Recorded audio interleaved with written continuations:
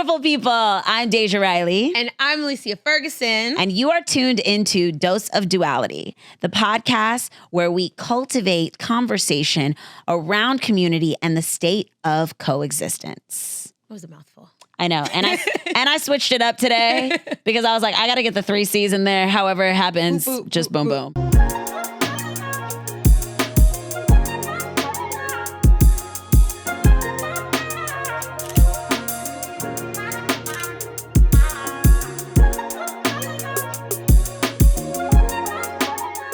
Feeling, boo? I'm good. I'm feeling good today. Yeah. It was a whole journey getting here. Listen, it's okay. The train delays happen sometimes. New York be New Yorkin'. Always. There was a man defecating on the sidewalk. What? Then I get up onto you smell it? I didn't even want to look. But the smell. It was and the fact that we all walked by. Like, that's the New York thing. Yeah, it is. It was just like, we're almost by like nothing I'm annoyed. was happening. I'm annoyed. Like, oh, come on. Like, you got to defecate here. Like, go defecate behind the... Anywhere.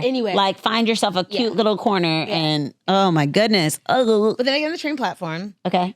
And I'm not a mom, so no judgments, y'all. But this mom had her... Your face is like, what is she about to say? What are you about to say? She had her child, like rolling on the ground, like hands touching, like, the subway floor. And I'm just like, yuck. Well, you know that this child will never. Please, the aunties won't allow it. Like, no. Like, absolutely not. And the mother won't allow it. Like, what? Not rolling on the New York City platform really floor. Nasty. Like all the rats that it's just nasty. It's nasty. So I'm just sitting there side-eyeing, looking at that. And then... we get on the train. Mind you, it's already late, but then we get on the train, and I feel like such a complainer to this point. It's let okay. Let it out. Just let me get it off. We're on our couch. Let me get it off. You are getting, listen, this is your floor. Take it. Let me let this off, right? Then we get on the train, and this man, and I'm sure a lot of like women have experienced this, hands in his pants. All right. Things are thinging. And another man called him out on the train.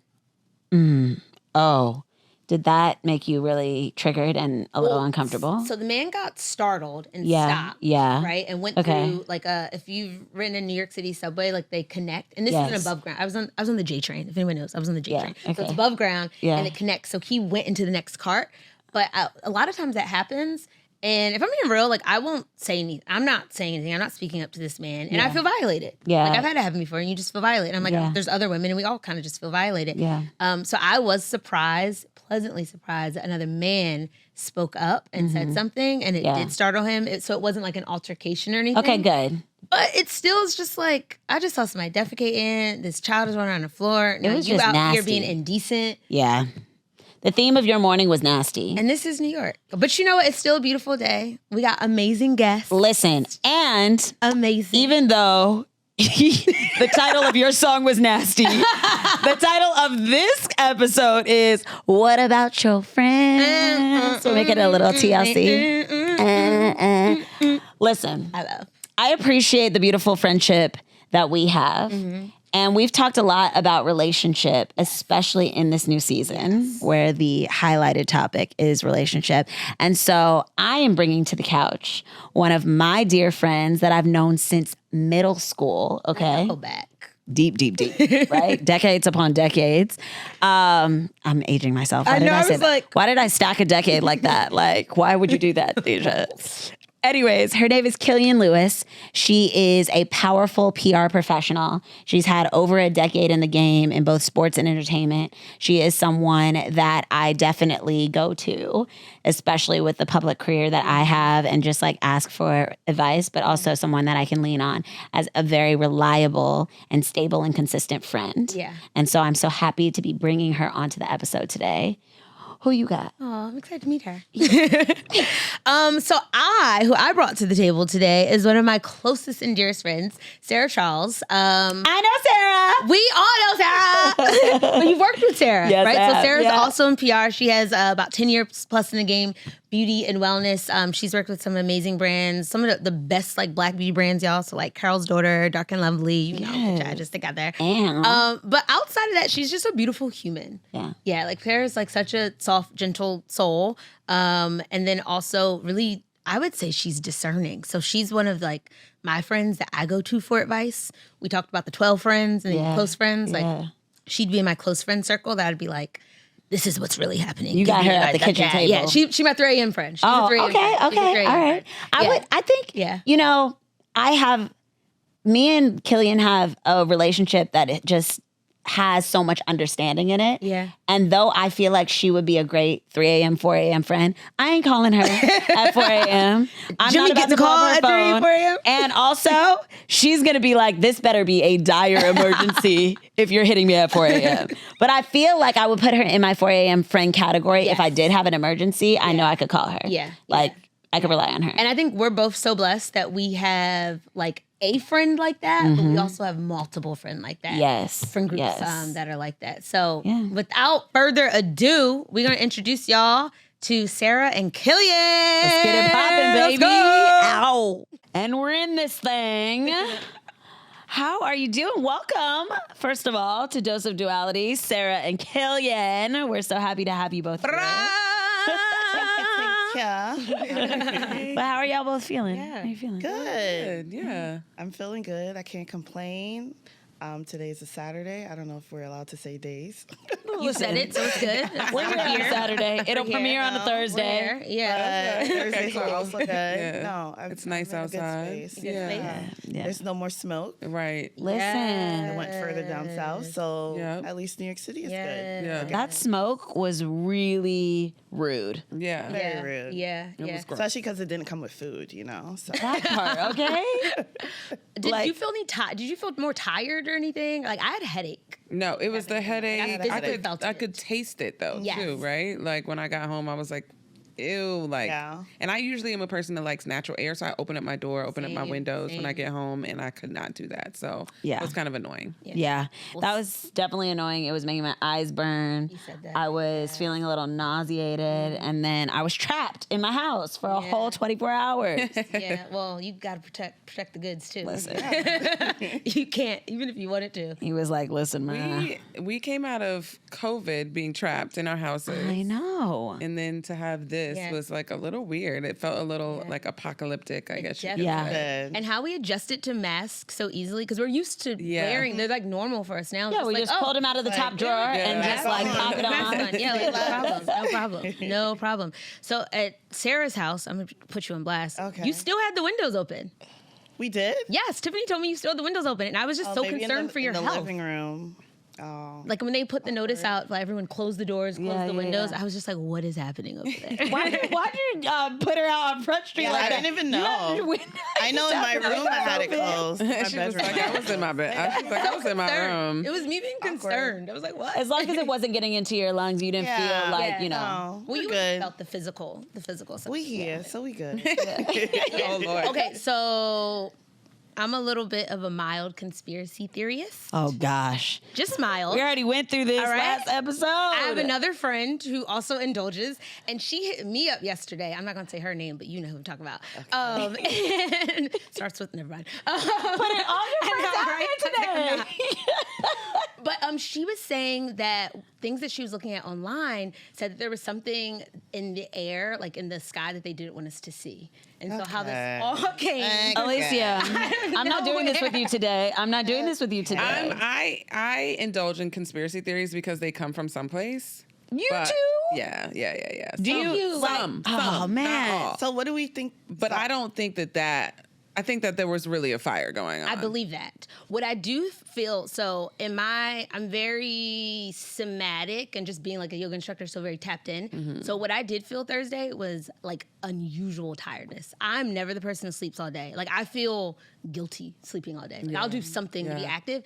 I mean, I woke up, prayed, went to sleep, had lunch, talked to my mom, went to sleep, like woke up, went to sleep. Like it was bad. Yeah. And I felt like almost painfully tired. Like I could feel it in my body. And so it made me think that, and my spirit felt a little agitated too, like on a spiritual level, which made me think maybe there wasn't something literally in the sky, but on a spiritual level, maybe something was like going down. All right, That's now fair. I can That's tap fair. into the Felt spiritual that, part. Yes. And spiritual warfare has been at an all-time high lately. Yes. Listen. I absolutely agree with that. I think that it was just kind of a reminder that Earth is fucked.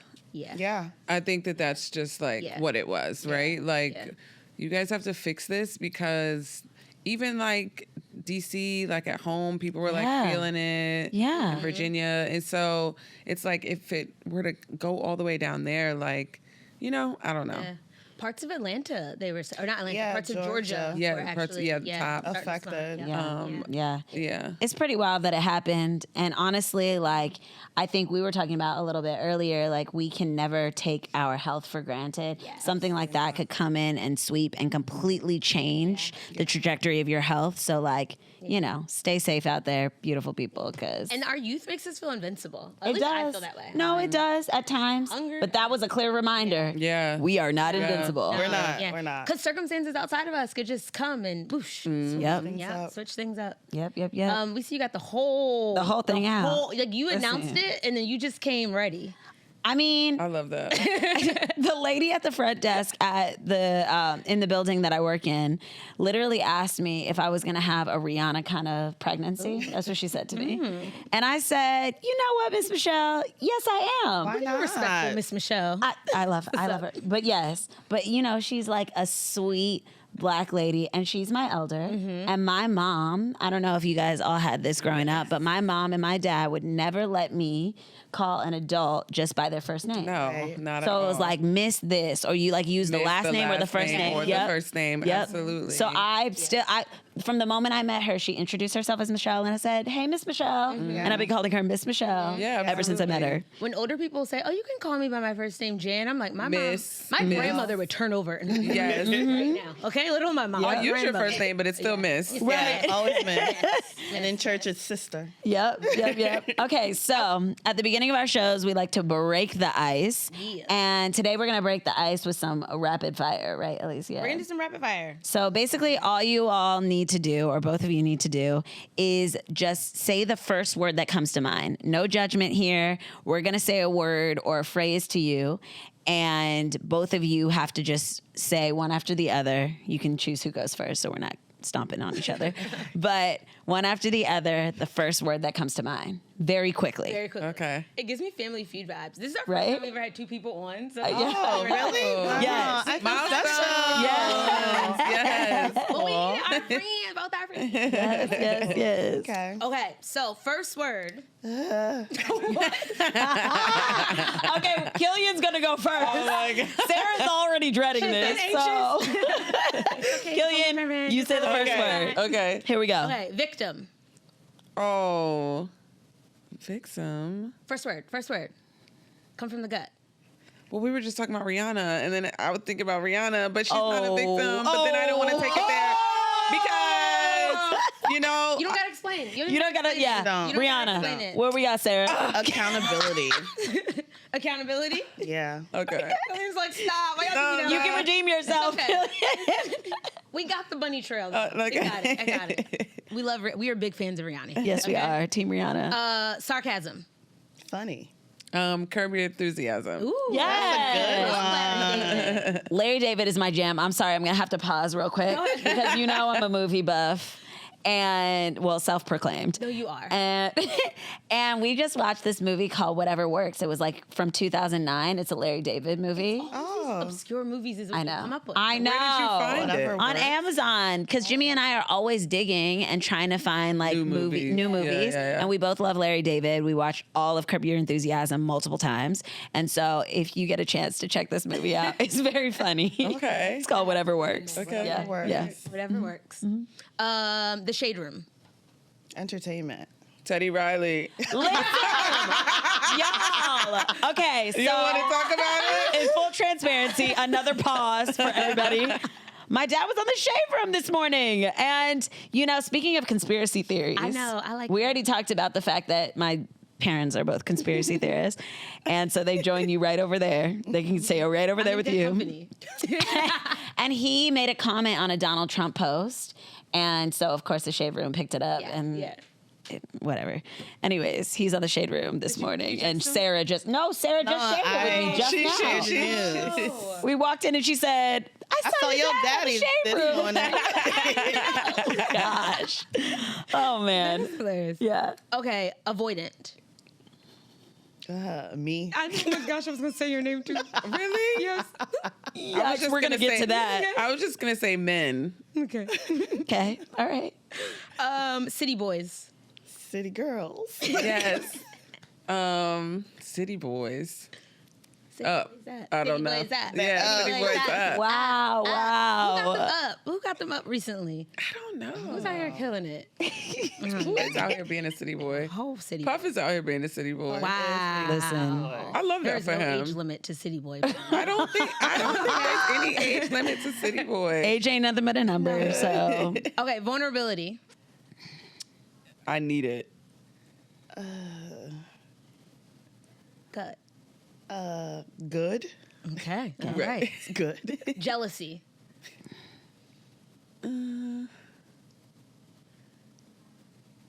First thing.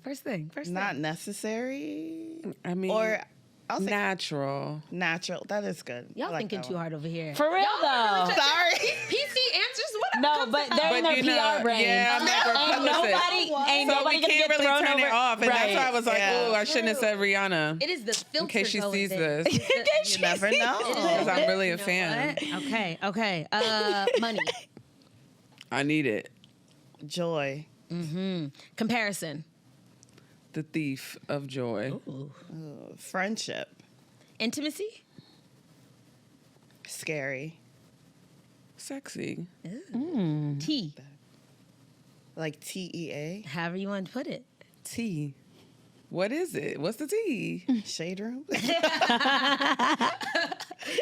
Okay, y'all. That was the first time I think anyone's been on here and is like, let me carefully plot my answer. Right. Yeah, I was like, what? It was so intentional. There was so much strategy. I could see your brains working. Like they were like, y'all aren't gonna catch us off guard. This is what's gonna happen. We're gonna take a pause, okay? But this is good why we have friends in PR. Yeah. When we want to just like come off the cuff with something. Yeah. It's like Sarah's like, okay, let's not do it exactly this way. Like maybe we rephrase it. So it's actually good. It is. It's a perfect way to fall into our conversation today. And like, I think one of the first questions that I wanted to ask both of you is how does working in public relations affect the relationships that you have or the friendships that you both have? You want to go? I don't know if it affects it too much, but I'm always like, I'll say for me, I'm always like a supporter. So like whatever my friends are doing, it's definitely something where I'm like trying to boost them and help them out in any way that I can.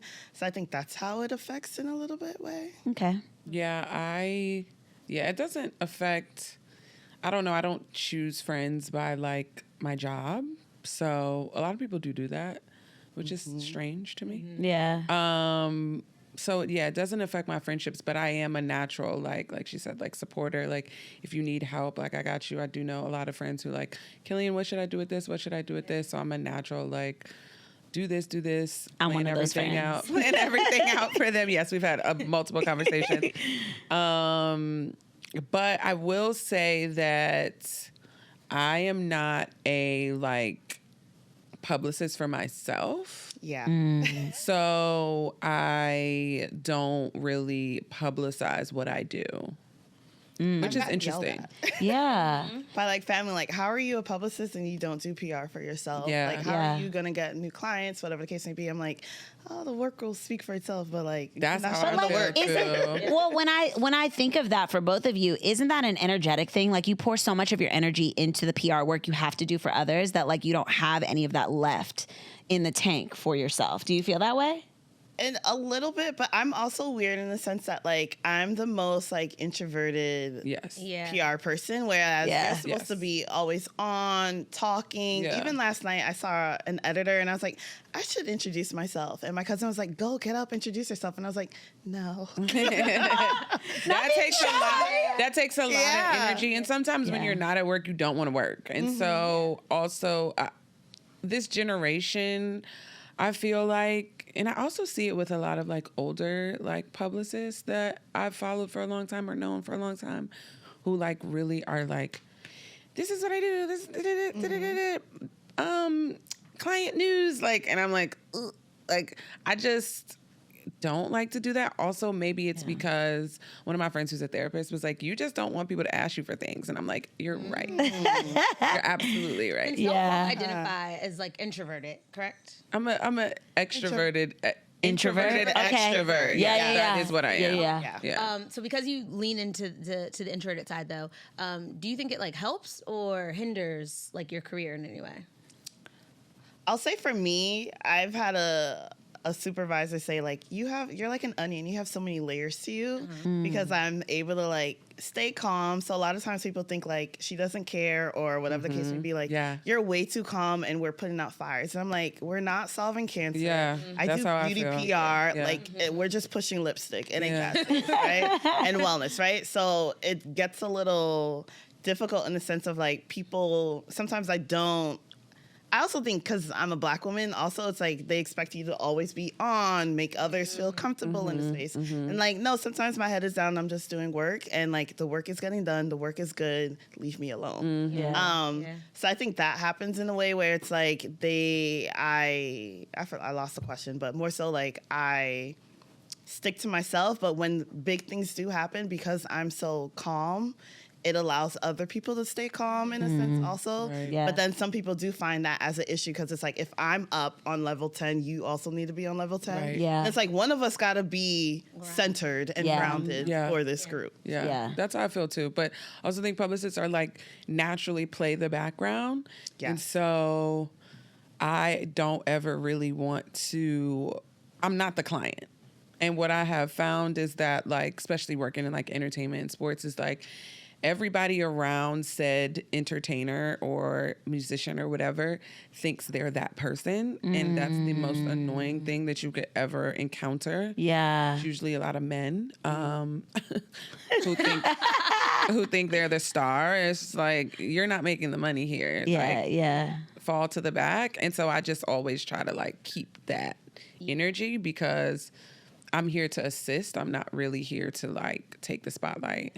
Now, you also said something that stuck out to me about like falling into the background in terms of your job, because that's the role you need to play. But do you feel like that happens to you in friendships? Do you feel like you fall to the background usually in some of your friendships?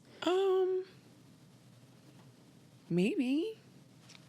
Yeah, maybe. I don't know. Yeah.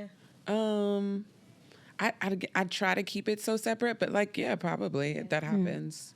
Yeah. You said something else about like it. Maybe you don't publicize what you do because you don't want people like asking and having all the rest of you. Do you find like it helps or hinders you in making friends like as an adult because you're using that as like a filter and you know like you have a position where you can like be of assistance to a lot of people? Does it kind of make you have like the side eye when new people are coming up to you, or are you still like open about making, and that's for both of y'all, open about making friends? Yeah. I'm open about making friends. Yeah, I don't have any problem with making friends. I'm totally a girl's girl or whatever. But again, I think it's just like discernment, right? Yeah. And just like figuring out like why people want you, like why people want to be attached to you or want to be in your life energy. Yeah. And so you know very quickly what it is. Yeah. In my opinion.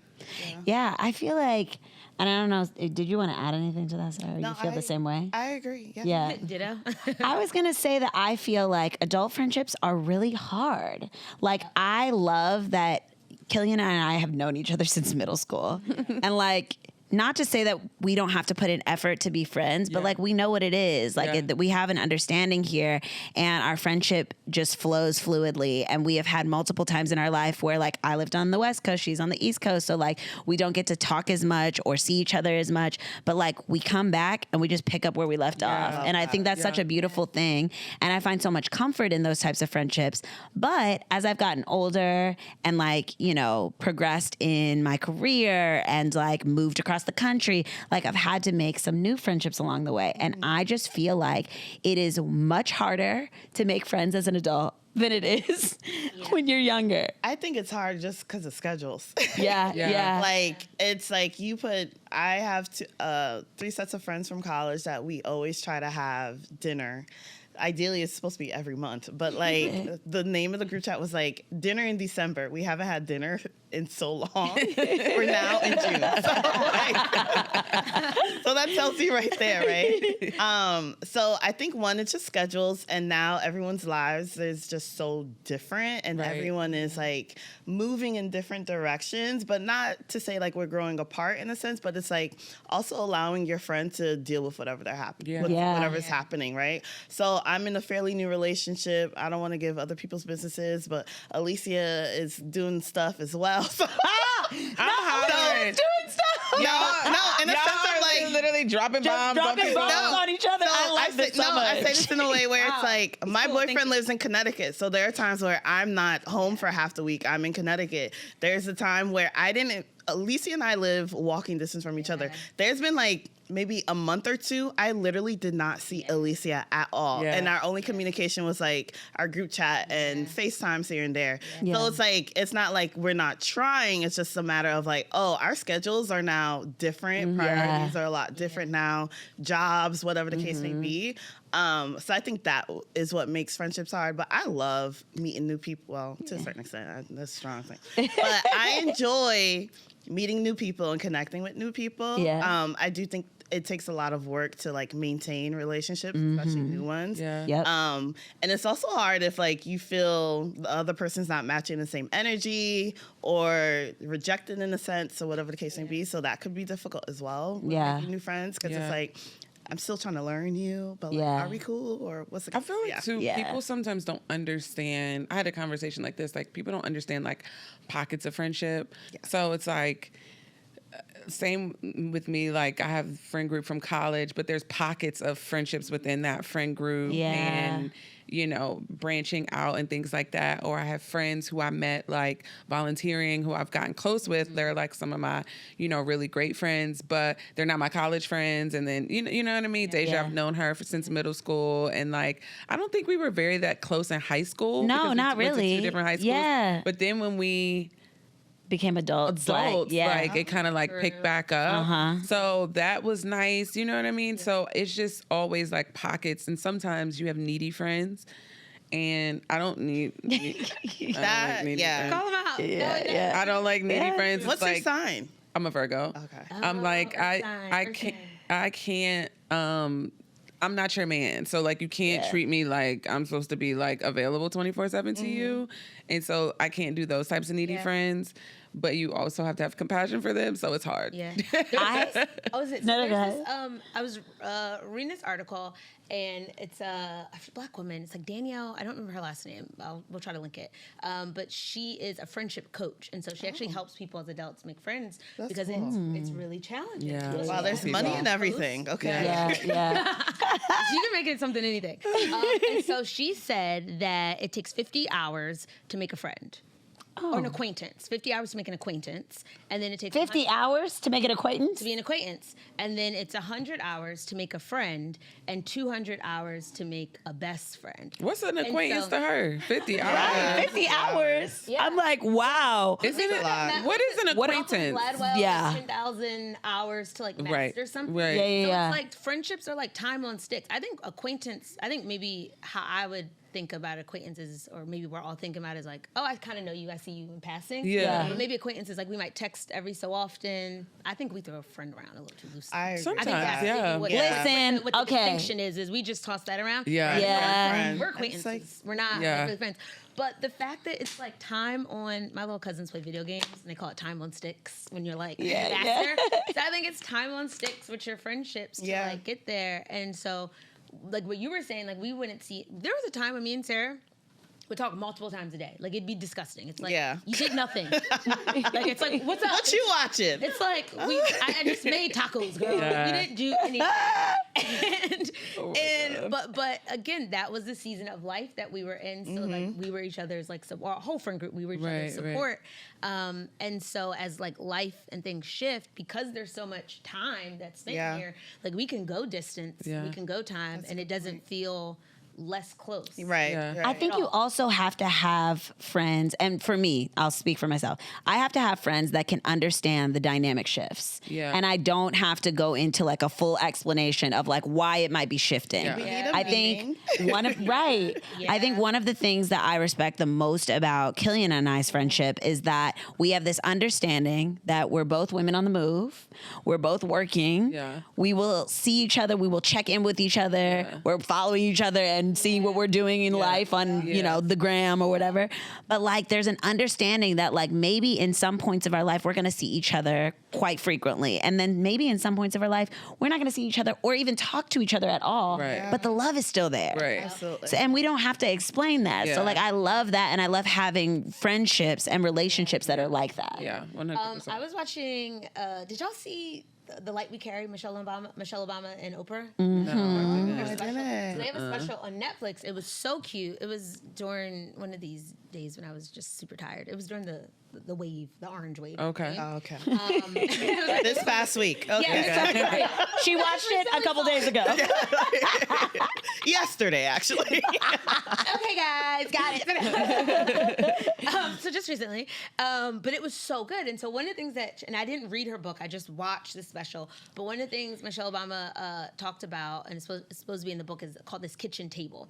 And so, who are your kitchen table like crew? Right. And so the kitchen table crew, she said, from when her and Barack first started dating to when they got to the White House, some people lost oxygen, and that just meant as she climbed, everyone didn't get to like make the journey with her. Yeah. But along the way, throughout when she was a new mom in Chicago, and then when they like moved, and then as they got into the White House, like she picked up and kind of collected friends along the way from different parts of her journey. Yeah. But that was like her kitchen table That's nice. crew. I of love friends. that. Yeah. And it made me think too. I'm like how we're meant to be. Life is meant to be lived in community, right? And so like having your core like crew, but even within your core crew, I say Jesus had the 12 disciples, but he also had the 4 close ones. Yeah. That was like the nitty gritty. And the bestie. And he had besties. Yeah. My beloved one. Yeah. But like, so when you think about your friend groups, do y'all have like a core group of friends? And then even within that, is there like even more inner circle? Like, who would your kitchen table be? You don't have to shout names, but do you have one? I have a kitchen table. Yeah.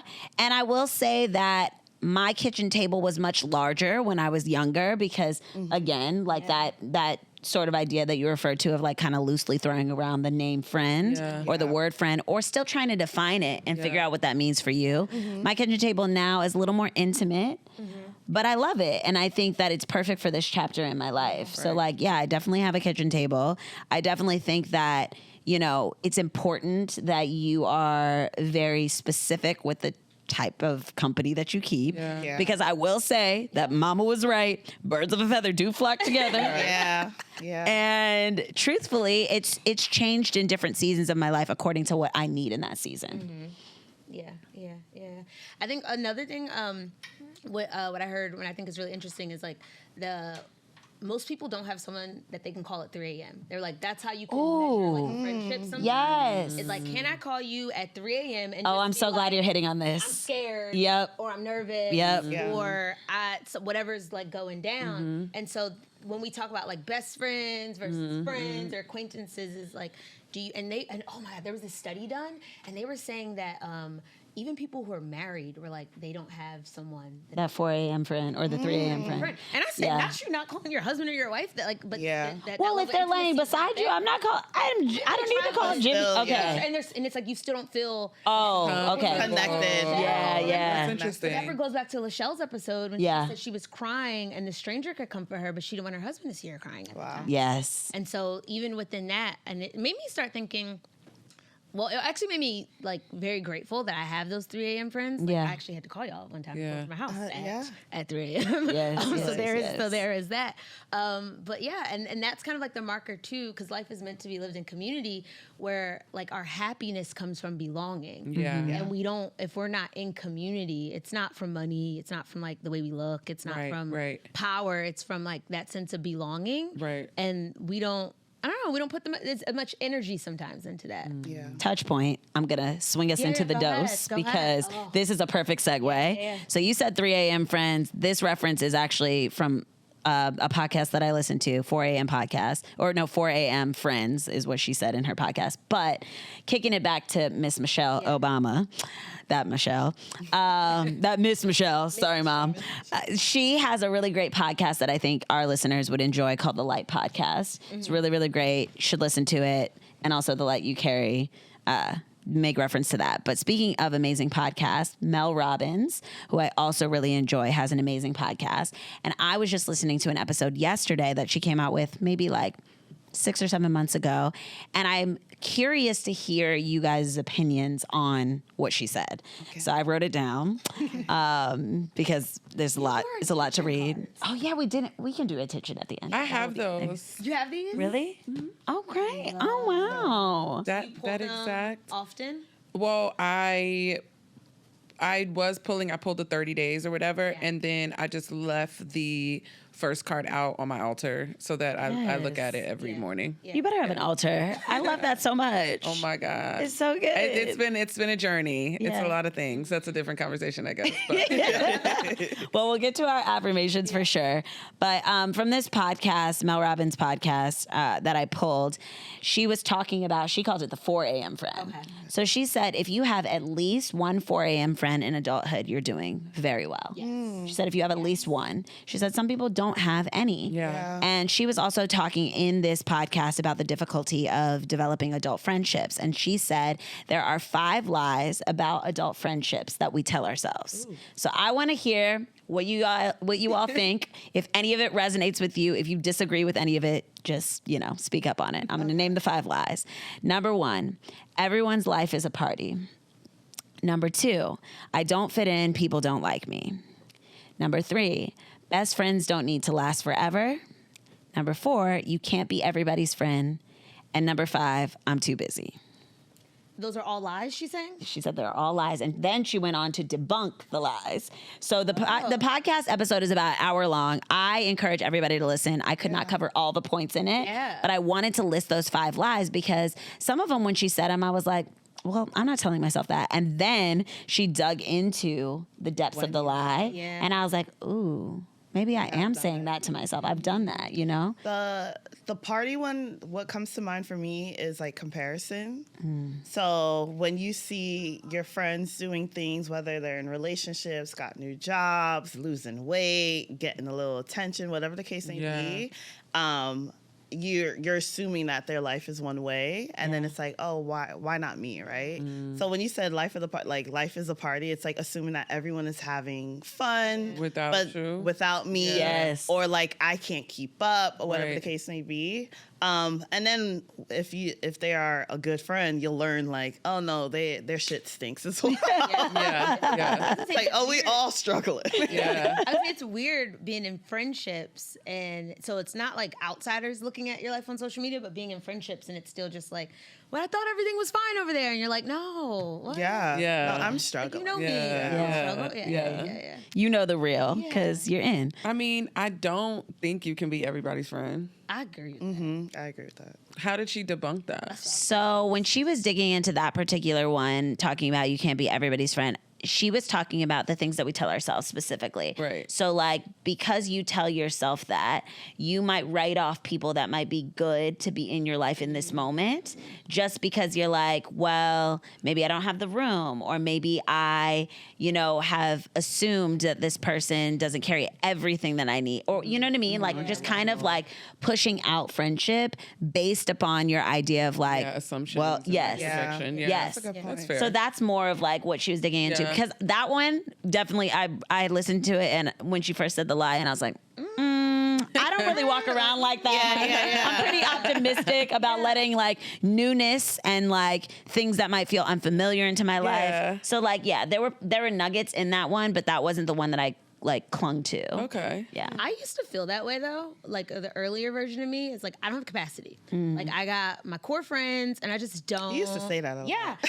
And you know what it is? It's because I'm such a loyal, right? Like I'm such a loyal person, and like my people, it's like we've developed this over time. I've definitely put in my 200 hours plus here. And I'm just like, no, like you know me, you understand me, I love this, and I can pour my all into these relationships. Yeah. And I would see new relationships sometimes is almost burdensome. Like, I really don't have the capacity to like pay attention. Especially if they're coming with a lot and it ends up being a burden on you. The light we carry. If you're like everyone has light that they carry, but some people attract friends. Like, I can attract friends, and sometimes I'd be like, oh my gosh, too much, because it's HSPness. So I get overwhelmed, and I'm like, I want to talk to everybody, but like, I also need my own space. Like, I can't do too much of it. Like, large groups after a while, even friends.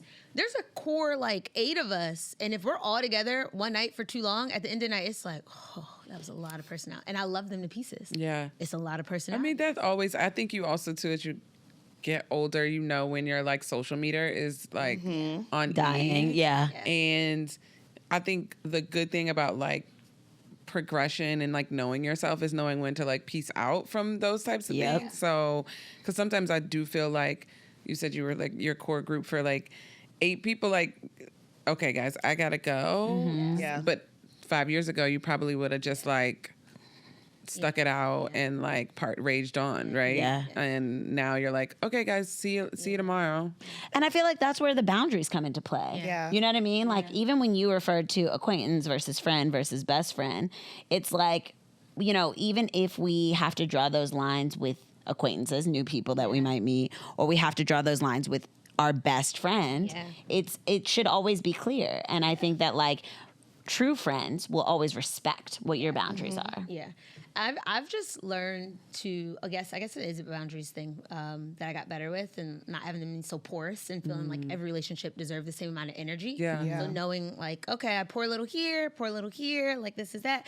But it's been so fruitful opening up and just like us, like inviting new friends in and just taking it step by step. Because sometimes when you only stick to the crew and the group that you know, it's just not saying you can't grow, but there's all these perspectives and opinions and thoughts that you're not absolutely. Yeah, I feel that. Well, sticking into the dose, I know that you also had a really good one, so I'm very excited for you to dig into this. I had a fun one. Okay, so I'm gonna say a little bit leading up to it. So one of the things I was looking at was happiness, and so this is his name's Dr. Waldinger. Okay. Okay, we got it. An old white man. And so he basically, he has the longest study on happiness ever, and he did it with for the Harvard study of adult development, and he has a really popular TED Talk called The Good Life. And so he created this formula for happiness. And so he said there's 2 basic components to happiness. The main one is happiness in the moment. It's like in this moment talking to y'all, like, are we happy with you? Do we take joy? Do we find pleasure in this moment? And then the second piece was happiness as if are we satisfied in life? Like, is life worthwhile? Do we feel like it's worth living? And so those are kind of like not getting those conflated, like making sure we understand what it is. And so in this study, which I thought was cool, they had like a lot of people over the 85 years. Like John Kennedy was like one of the people in the study. Wow. Yeah, right? They couldn't tell you his emotional state because that's private. But so they ask you all these questions based on like your sex life. Are you satisfied? How much coffee or tea you drink? What your sleep patterns are. And all of this created like the formula and these markers. And so the basic thing came down to belonging and like human connection and having that one, at least that one person. So it didn't matter how much power and status, because they ran the gamut of people who are really popular and also just like successful in their careers. And it just came down to belonging. And so there was this, and you probably have all seen it, this woman on TikTok went viral maybe a couple months ago. But she was talking about that she was suffering from touch starvation. The Black woman. Yeah. It was like Maylee. You sent it to me. I sent it to you. Thank you. I'll send it to you too, because I thought, honestly, I thought this was really profound. I really appreciated that you sent this over to me because I hadn't seen it yet. It was a viral moment, but like I hadn't seen it yet. Her name is Mayte Lisbeth. Mayte Lisbeth. Okay. Yeah, MayteLisbeth. Yeah, we'll link it. We'll definitely link it. And Killian, I'm sending it to you now. So what was so cool is that, like, just watch it right now. What was so cool is that loneliness is a global epidemic. Yeah. Is what they basically found. And not just here, just global. And over a pandemic, it like exasperated it so much with everybody. Yep. And so because of that, in one study, they were actually saying like loneliness should be up there with like economic like growth. Yeah. Like politicians should really actually like take it that serious, because that affects like the growth of the growth of the economy in general. Yeah. The level of happiness that we all like obtain. And so this TikTok, this woman was saying that she hadn't been touched in 5 years. 5? 5 years. Oh like, my not goodness. A meaningful it's different when you hug someone in passing or shake a hand, but she was like not like a meaningful friend, not like a meaningful person or human in her life that she had an intimate and not sexual, just an intimate moment. Like I hug you and it's like I care about you. Yeah. Keep going. Yeah. She hadn't had that, and so she was breaking down on camera. Well, where are her friends? And I also I'm trying to figure out like if somebody was watching that and considered themselves her friend, like how they felt about that. Right. Oh yeah. It's You like know what I mean? you're the common denominator in We this. do have friends. You understand? Yeah. Like, because Yeah. she hasn't had, because I feel like there's so many moments. Like I went to a birthday party last night and somebody blessed the food, but before they blessed the food, like she spoke life over the birthday girl, and I was like, wow, because she was turning 40, and I was like, wow, this is such a nice like, you know, just like confirmation and affirmation for her that it just resonated with me. Yeah. And that was like an intimate moment between, there wasn't a lot of people in the room, maybe 40 people. Yeah. And I was that, you know what I'm saying? That felt like a hug almost, like, dang, I needed that too. Dismissing the moments that actually occurred. Exactly. And not in a way that she wants She it. wants it. She can't see it or receive it. Sometimes we want certain things and we're asking for it, but we're not even properly prepared to actually receive it. Yes. 100%. Oh, that's I wonder good. if that's also the case. And then that also brings me back to, I remember it going viral, but I honestly don't remember watching it, so I'll say that. Yeah. So I can't say everything off of her. Yeah. Right. But that also goes back when we were doing rapid fire, and one of the words was victim, and I'm thinking accountability, right? Because sometimes it's like, what role are you actually playing in this story that you're creating for yourself? Yeah. So then going back to like, oh, like you were able to receive an intimate moment even though you didn't know the woman speaking, but you were able to feel something and receive it, right? Whatever lesson that you applied to your life. Yeah. So it's like, why wasn't she, or I don't know her case, but this is all assumptions. Yeah. Why isn't she able to also receive what people are giving, or is she allowing it? Yeah. Right. Oh, I like that. Allowing piece is really good. Yeah. But I think for her in this particular case, so I love what you said, because words of affirmation, like that's a love language. Yeah. Like, speak life. Like I physically feel revived. Yeah. Soul feels good. Yeah. But she was really just actually talking about touch. And she was like, even saying, she was like, I hear a lot of moms that are so annoyed during pandemic because they're like, my kids are at home all the time. They're all over me. And she's like, I would love someone who just cares about me to want to be close and to want to touch. And so, but I agree, like, I don't know what her family situation is like, what her friend's situation is like. And so it's like someone could give her a meaningful hug and she's like, it's not meaningful enough. And you're like, okay, like we need to get It's deeper than that. Yeah. Like what is going on inside of you? Yeah. And speaking of that, I feel like Alicia and I have had a lot of talks about the other side of like playing a role in a friendship breakup. So we oftentimes, like right now, we're talking about being in a friendship or having multiple friendships or whatever the case may be, being in relationship with someone. But what happens when it doesn't last forever? Yeah. You know? And I think about this idea. I was like driving here and I was thinking about like when we purchase a new car, we're so excited. We're so on a high about that car, regardless if it's like new, used, whatever. It's new to us. Right. And so we welcome it in. It's all bright sunshine. We take it to the car wash on a bi-weekly basis. We're taking good care of the car, right? And then, you know, something happens. Like somebody nicks it or hits it or whatever, or like the car gets totaled, God forbid, in an accident or whatever the case may be. And the end of that relationship with you and that car or whatever it is, finito, is over. I think one of the most painful breakups in life, and I think this is from me being an HSP, and being just so like immersed in the relationships that I get into. Yeah. I feel like one of the most painful endings in life is a friendship breakup. Sometimes even more painful than a romantic breakup. And so I kind of wanted to hear from y'all. Have you ever been through a friendship breakup? What did it feel like for you? What are your thoughts on that? I've never been through a Me friendship either. break. Never? Mm-mm. Wait, never? I've never been in a friendship How? breakup. Never? I've never So been I'm in a- also Alicia. thinking like, What does this say? What does so many thoughts are in my head as y'all are talking, because I'm like, have I not been intimate enough with a friend to like have a friendship breakup in a sense? But then also like, no, I got good friends, so like there was no need for a friendship breakup. I will say I've had slow fades, and where it's like we're not as close as before, but like I'm showing up for the big events. I know that like if I call, you're gonna answer, and vice versa. I know that like if I'm in the neighborhood and it's like, yo, what you doing? I'll pull up at your apartment, that sort of thing. So like the growing apart. Yes, 100%. Yes. The growing apart, I've experienced that. And that could be, I'll say that's a little sad sometimes as well. Yeah.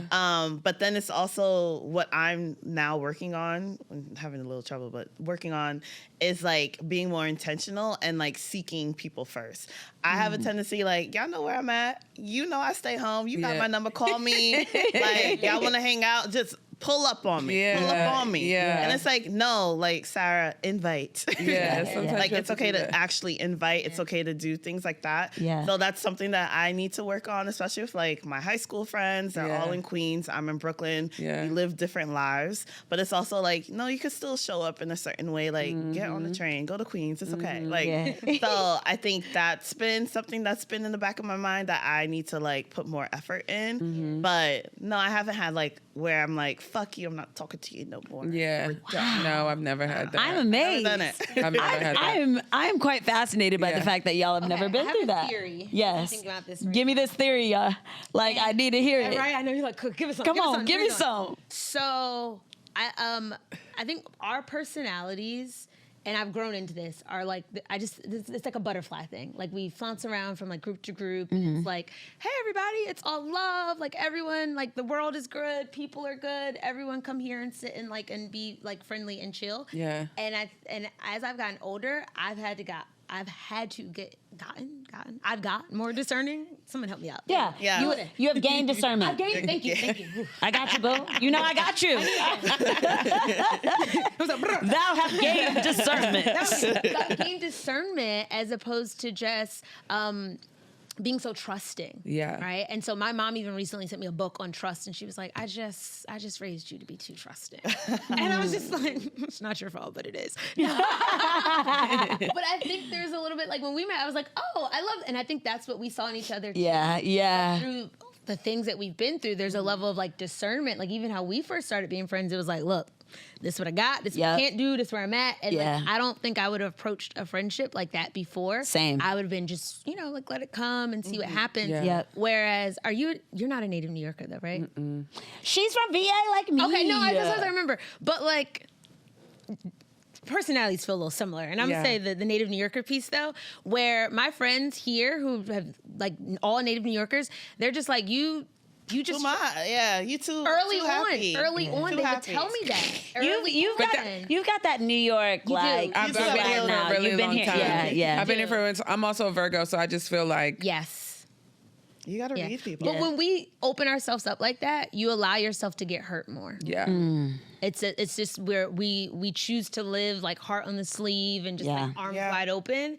And so for me, it's like expectation of like you guys put out so much in friendships and you expect to get that back, and sometimes that doesn't always happen, and maybe that said something about me that I don't put out too much. That's what I was saying. I was like, am I not? But it goes back to that point, like, do you guys have that much to put out? Your jobs are like literally like serving people in service of people. That's you know true. what I mean? So like I get that. I've never looked at it as a correlation to my job, and maybe I don't know, I feel like I've always been this way, where I've just been like, this is me, and I'm gonna go back in the house when I'm ready to go back in the house, and I'll pop out and like rage when I'm ready to rage, and y'all will know when I'm finished. You've definitely been consistent in that. Like even from the time I met you in middle school, you've always been that girl. Like I've been that person, so I don't know, but I think it comes from like y'all expecting people to like put out the same reciprocity, 125% energy that I know she does put out 125% energy.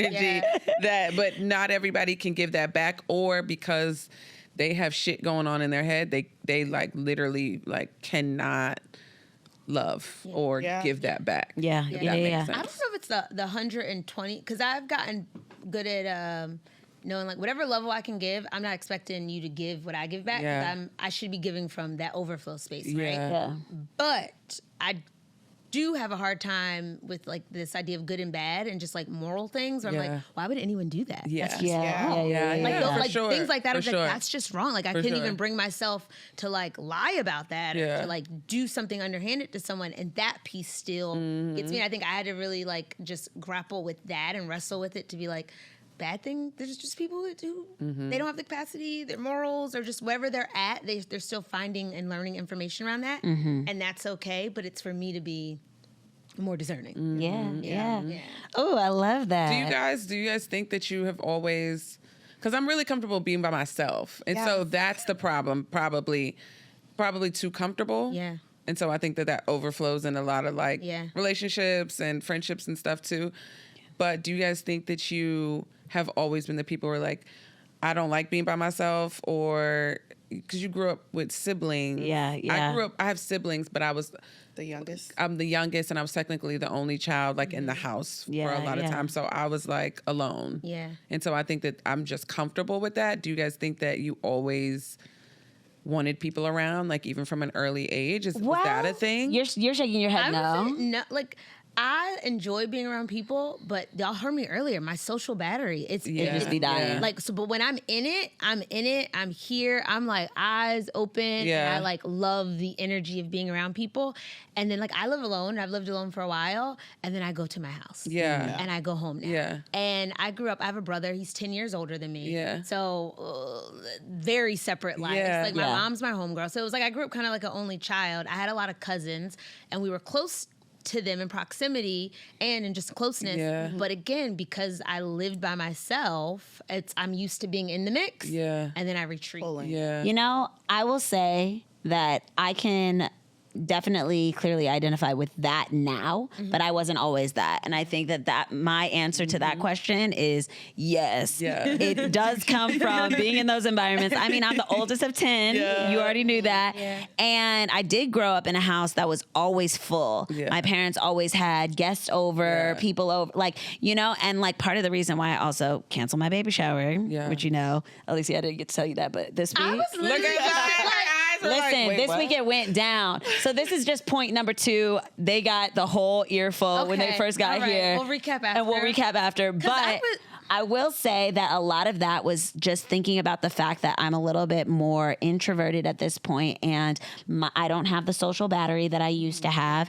And thinking about this idea, I was supposed to have 200 people at my baby shower, y'all. So yes, thinking of the idea. That was mistake number 1. Yes, the list got out of hand. That's ridiculous. So it was ridiculous, and I am here to admit that. But I was thinking about it in terms of like, oh wow, like I'm going to feel so much anxiety. I'm going to feel like I can't pay enough attention to each person, and I'm not going to get those one-on-one intimate connections that I so appreciate at this point in my life. Yeah. So I will say, yes, it did come from that dynamic, but I've been working on it a lot in therapy to shift that about myself, because it wasn't a quality that I wanted to embrace at this season of my life. Yeah. That's fair. That is really fair. Yeah. That was good. I like being interviewed. Okay. Yeah, I know, right? All right. No come up with questions for us. We have to invite our PR players back onto the show, but unfortunately, our time has come to an end. No? Yeah? We can. How about we pull a group intention? Let's do that. I love Let's pull one group intention. All right. I'm going to let you pull it. All right. Everyone take a deep breath. Close your eyes and take a deep breath. We're going to see what the collective needs today. Everyone's breathing really deep. Beautiful, beautiful. All this beautiful glowing skin, y'all. If you are listening on Spotify, you need to watch on YouTube. Because the melanin is popping over here. It's really nice out today. We look good, all right? All right, eyes still closed? No, eyes still closed. All right, I'm spreading the cards. My eyes were open. Me too. Let me ground myself. Okay, and we all should open. I picked this. Okay, cool. I'm focused. Okay. I'm focused on achieving my goals through deliberate actions. I take time to feel how it would feel to achieve my dreams. I visualize my desires through a lens of love and happiness. I am focused. Yes. Okay, nice. Okay. Phil? Does it feel a little something? Yeah. Everybody? Yeah. It's resonating with me. I hope it's resonating with our audience. And, first of all, I have to thank both of you beautiful Black queens for joining us on the DOD couch. I'm glad that y'all felt good about it. I felt really good about it. I'm going to come back. Good. Because you're invited back. You're automatically invited back. We enjoyed this time. And we're going to put a little bow on it. How we do. This has been your weekly dose of duality. My name is Alicia Ferguson. And I'm Deja Riley. And we can't wait to see you next time. Peace, y'all. If you have enjoyed this episode of Dose of Duality, please do us a favor. Like, share with the homie, and subscribe. We love hearing your feedback, and trust us, we respond to everything. Sure do. And don't forget to rate and review this podcast. Come back again next week for another Dose of Duality.